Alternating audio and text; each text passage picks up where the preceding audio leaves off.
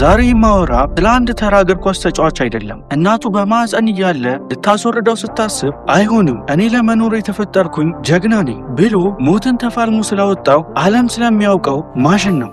ክርስቲያኖ ሮናልዶ። እስኪ ንገሩ፣ በዓለም ላይ ካሉ ሰዎች ሁሉ አንተ አትችልም እያለ የሚጮህብህ ማን ነው? ድህነት፣ የኖርክበት ሰፈር ወይንስ አካባቢ ላይ ያለ ሰው? በ15 ዓመቱ ልቡ ሊቆም ሲል የኔ ልብ የሚቆመው በዓለም ጫፍ ላይ ዋንጫን ስቀዳጅ ብቻ ነው ብሎ የቀዶ ሕክምናውን ክፍል ሰብሮ ስለወጣው የብረት ሰው።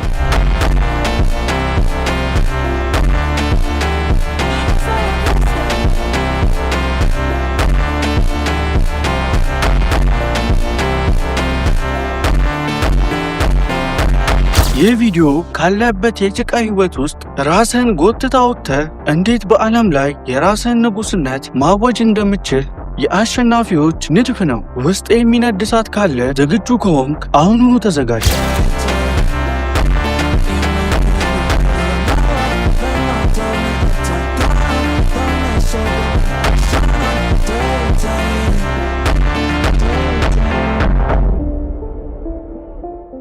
የክርስቲያኖ ሮናልዶ ታሪክ በአሁኑ ጊዜ እንደሚታየው በደማቅ ስታዲየሞችና በሚሊዮኖች ጩኸት አልጀመረም ነበር።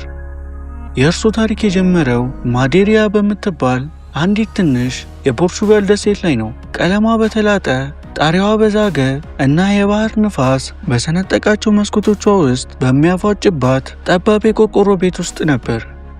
ሮናልዶ ዓለም ስሙን ከመጥራቱ በፊት በሰፈሩ ጠባብ መንገዶች ላይ በባዶ እግሩ የሚሮጥ ተራ የድሃ ልጅ ነበር።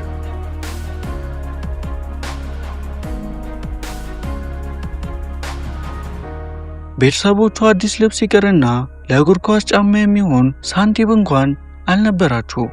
ዝናብ በጣለ ቁጥር ቤታቸው ያንጠባጥባል። ምግብ በጠፋ ቁጥር እናቱ ያችን የምታውቃት አነስተኛ የሾርባ ድስት 4 ልጆቿን እንድታጠገብ አድርጋ የምታከፋፍልበት ተአምር መፈለግ ነበረባት። አባቱ የከተማው አትክልተኛ ነበር። በተጨማሪም በአንድ ትንሽ የኳስ ክለብ ውስጥ ልብሶችን ያጥብና ሜዳዎችን ያጸዳ ነበር።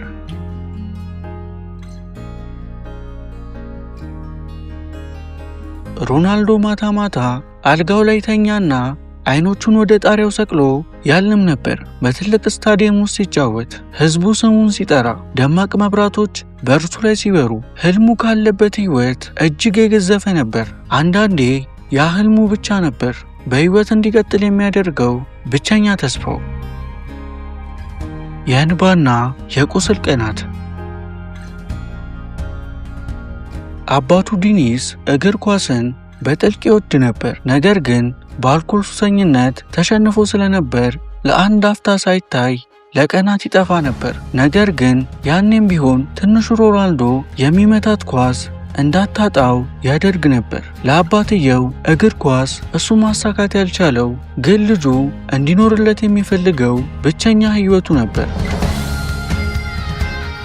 በ8 ዓመቱ ሮናልዶ አባቱ በሚሰራበት ትንሹ ቡድን ውስጥ ገባ። የመጀመሪያው መጫወቻ ሜዳው ለምለም ሳር አልነበረም፣ አቧራ፣ ቆሻሻና ሹል ድንጋዮች የሞሉበት ቦታ እንጂ።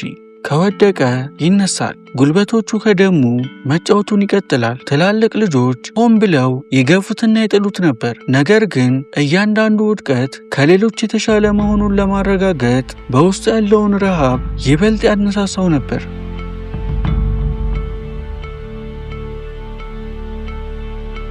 ቤቱ ውስጥ ግን የገንዘብ ችግር እንደ ተራራ ተከመረ። አንዳንዴ እናቱን ማጽዳት ያግዛታል፣ አንዳንዴ የአባቱን ዕቃዎች ይሸከማል። ነገር ግን ሰዓት ባገኘ ቁጥር በሰፈሩ ጠባብ መንገዶች ላይ ኳስ እያሽከረከረ ከግድግዳ ጋር ለሰዓታት እየመታ ውሎውን ያደርጋል። እግር ኳስ የሚያውቀው ብቸኛ ነገር ነበር፣ መዳኛው። እናቱ ከዓመታት በኋላ አንድ ልብ የሚሰብር ሚስጥር ተናገረች። እርሱን ስታረግዝ የኑሮ መከራው በዝቶባት ልታስወርደው አስባ ነበር። ይህንን ታሪክ ሮናልዶ ከእናቱ አንደበት ሰምቶታል። ነገር ግን አልተቀየማትም። ይልቁንም ለሕይወቱ እንደ ትልቅ ጉልበት ተጠቀመበት።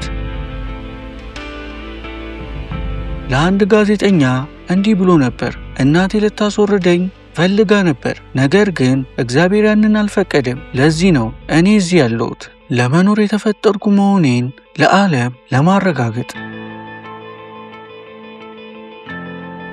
ይህ ቻናል ምንቴ ፕላስ ይባላል። ለየት ያሉ ታሪኮች በዚህ ቻናል የሚቀርብላችሁ ይሆናል። ይህንን ቪዲዮ ስትሰራ በጣም ለፍተን ጊዜ ወስደንና ለእናንተ ይመጥናል አይመጥን የሚሆነውን አይደል ስለሆነ እናንተም ለዚህ ድካማችን እንጠይቀው ላይክ፣ ሼር፣ ሰብስክራይብ እንድታደርጉልን ነው። ሀሳብ አስተያየታችሁን ኮሜንት ላይ አስቀምጡልን።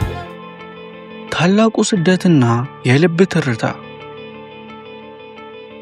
ዕድሜው 12 ሲሆን የህይወቱ ትልቅ ዕድል መጣ። በሀገሪቱ ትልቅ የሚባለው ስፖርቲንግ የተባለው ክለብ ወደ አካዳሚው ሊወስደው ፈለገ። ነገር ግን ያ ማለት ትውልድ ቦታውን መልቀቅ ማለት ነው። ቤተሰቡን፣ የእናቱን ምግብ፣ የኖረበትን ብቸኛ ህይወት ጥሎ መሄድ። እናቱ ትንሽ ሻንጣውን አዘጋጀችለት። አውሮፕላን ማረፊያ ውስጥ ለሰዓታት ተቃቀፉ። ሮናልዶ በዓይኖቿ ውስጥ እያየ አንድ ቀን በእኔ እንድትኮሪ አደርግሻለሁ፣ አንድ ቀን ባለጸጋ አደርግሻለሁ ብሎ ቃል ገባላት። ብቻውን አውሮፕላን ውስጥ ገባ። በውስጡ ተስፋና ፍርሃትን የቋጠረ የ12 ዓመት ሕፃን። ያኔ አያውቀውም ነበር። ነገር ግን የህይወቱ ውስጥ ከከፈላቸው ስፍር ቁጥር የሌላቸው መስዋዕትነቶች ውስጥ የመጀመሪያው ነበር።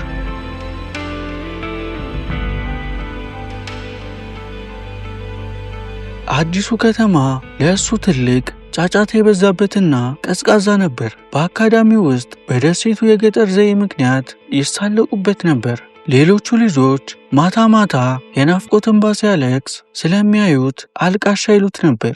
ነገር ግን ሜዳ ውስጥ ሲገባ ያ ሁሉ እንባ ይደርቃል። ሜዳ ላይ እሱ አውሬ ነበር፣ ማንም የማይነካው መብረቅ።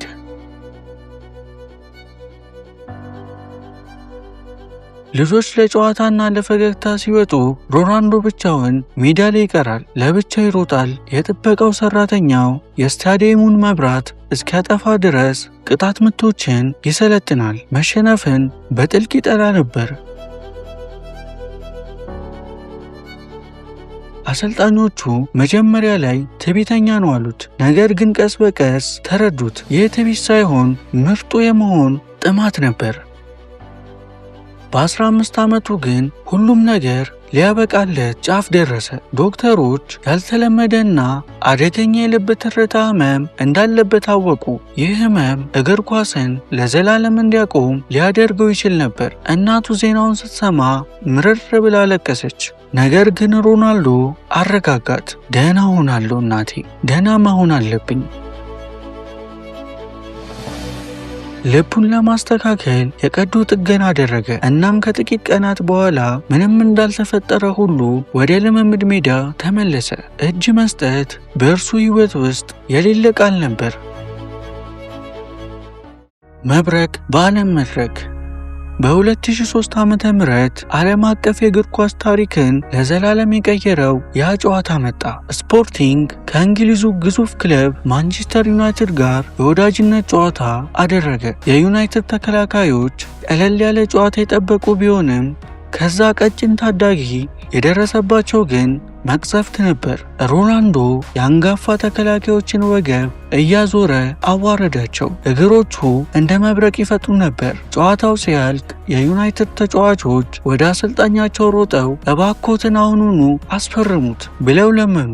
አሰልጣኙ ወዲያውኑ ውሳኔውን ወሰኑ። ክርስቲያኖ ሮናልዶ የቀይ ሰይጣኖቹን ማሊያ መልበስ አለበት። በከፍተኛ የዝውውር ዋጋ ያ የማዴሪያ ብላቴና ወደ እንግሊዝ መጣ። እንግሊዘኛ በደንብ አይናገርም፣ ቤተሰቡን ይናፍቃል። ነገር ግን ያንን ታሪካዊ ቁጥር 7 ማሊያ ሲለብስ ለዚህ ክብር የሚመጥን መሆን እንዳለበት ያውቅ ነበር። አሰልጣኙ እንዲህ አሉት፣ ኳስ ማታለል ብቻውን ትርጉም የለውም፣ ጨዋታን የሚያሸንፈው ግን ማስቆጠር ነው። ሮናልዶ ሰማ። ሁሉም ሰው ልምምድ ጨርሶ ሲወጣ እርሱ ሜዳ ውስጥ ቀርቶ ቅጣት ምቶችን ብቻውን ይመታል። ሰውነቱን ወደ ብረት ማሽን ቀየረው። ጓደኞቹ በመስታወት ፊት ስለሚቆም ይሳለቁበት ነበር። ነገር ግን ሜዳ ላይ ጥሏቸው ሲበር ሲያዩት ያ ዝም ብሎ ኩራት ሳይሆን የጠንካራ ሥራ ውጤት መሆኑን ተረዱ። በ2008 ዓመተ ምህረት የመጀመሪያውን ባላንዶር አሸነፉ። በባዶ እግሩ በአቧራማ መንገድ ላይ ይሮጥ የነበረው ልጅ አሁን የዓለም ምርጡ ተጫዋች ሆኗል።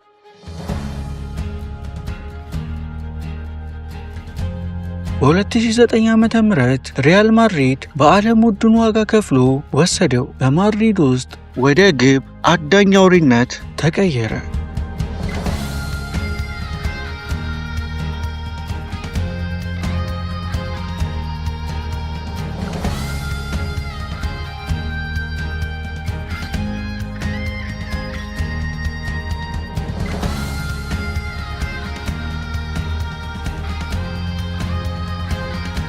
በ438 ጨዋታዎች 451 ግቦች ታሪክን ሰባበረ።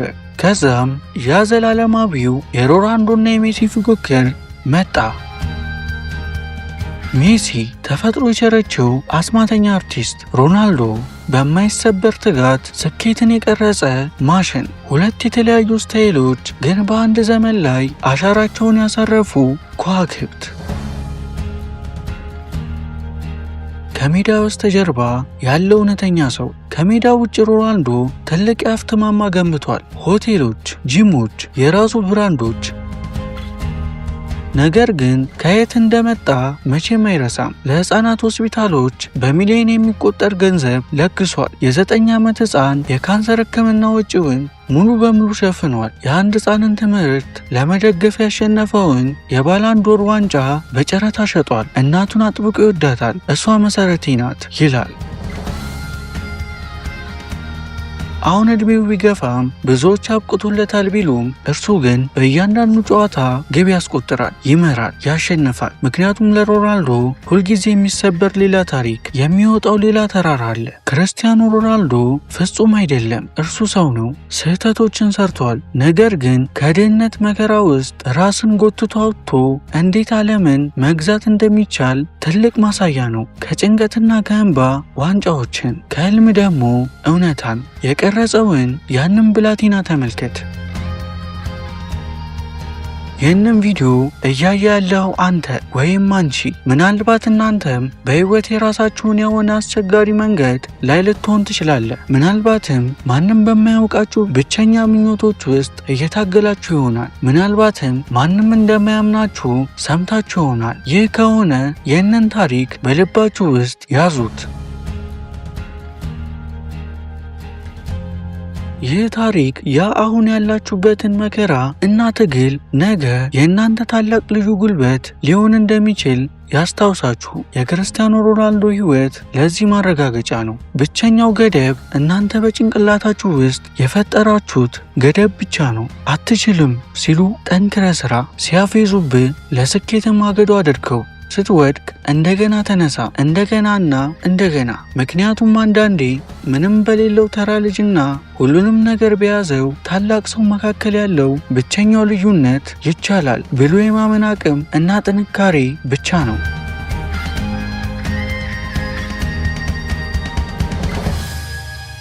የክርስቲያኖ ሮናልዶ ቪዲዮ በዚህ አላበቃም። ሌሎች ያልተነገሩ ያልተሰሙ ብዙ ተመክሮች አሉት። እነሱን በቀጣይነት እንድሰራላችሁ ከፈለጋችሁ ኮመንት ላይ አሳውቁኝ። የሮናልዶ ቪዲዮ ይቀጥል ወይንስ የሌሎች ታሪኮች ለምሳሌ እነ ሜሲ፣ ኔይማር? ይህንን ኮመንት ላይ አሳውቁኝ። ቻናላችን ቤተሰብ ነው። ላይክ፣ ሼር፣ ሰብስክራይብ አድርጉ። ሀሳብ አስተያየታችሁን ኮመንት ላይ አሳውቁኝ። እናመሰግናለን።